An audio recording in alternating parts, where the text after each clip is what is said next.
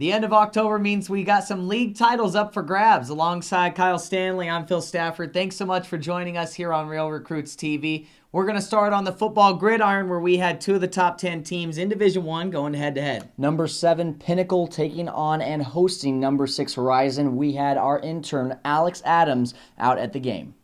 It's been smooth sailing for Horizon since week 1. The Huskies come into Pinnacle High School riding a 7-game winning streak, but the Pioneers have a 4-game winning streak of their own. One thing's for certain, one of these teams will go home with their first loss in conference play of the season. Coming into tonight's game, the Pioneers have won 6 straight matchups against the rival Huskies, dating back to 2007.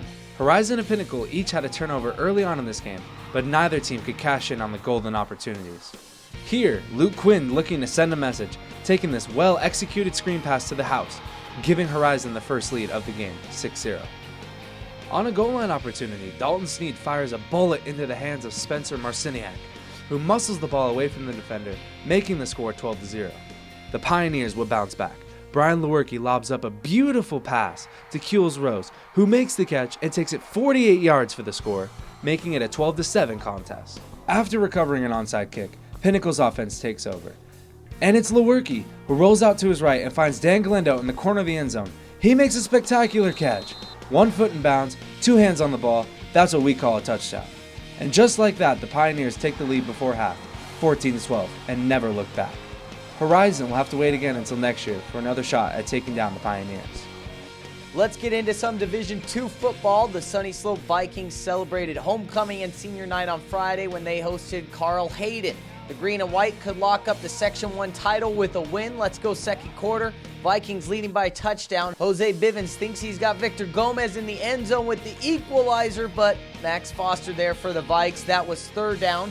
So next play, Falcons going for it. Sunny Slope's D-line gang rushes Bivens, causing the turnover, and that's as close as Carl Hayden would come to scoring all night.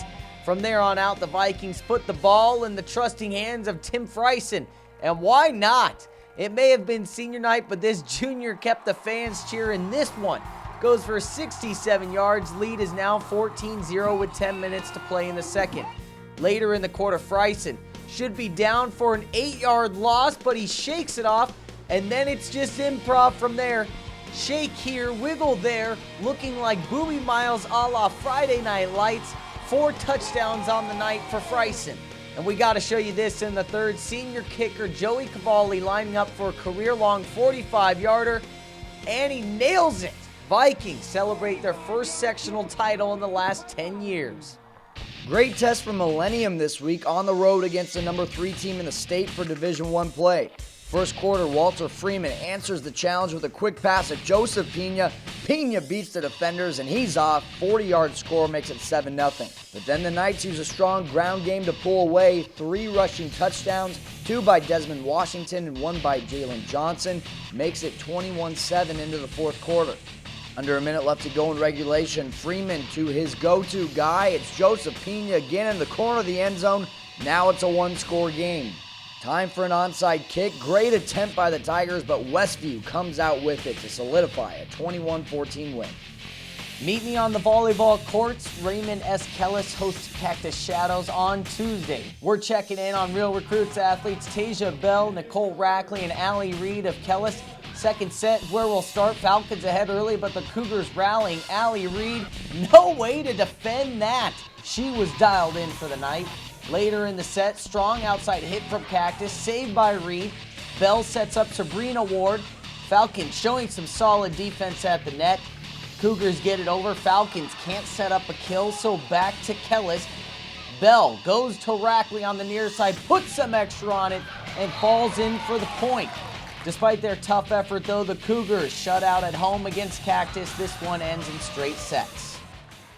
So as we wrap up this episode of Real Recruits TV, we've actually got some exciting news to pass along to all of our fans, and just in time for the holiday season. Real Recruits app is in development, should be out here within the next couple months. We're really excited about it. 'Tis the season for giving. You're welcome ahead of time, Mom and Dad. This is going to be something great that you can put the power of college recruiting in an athlete's hand. We're not going to give away too much information right now, but we do want to go ahead and give you the heads up that that will be coming out pretty soon. So we're excited. Make sure you continue to stay tuned here at realrecruits.com. Follow us on Facebook, on Twitter at Real Recruits.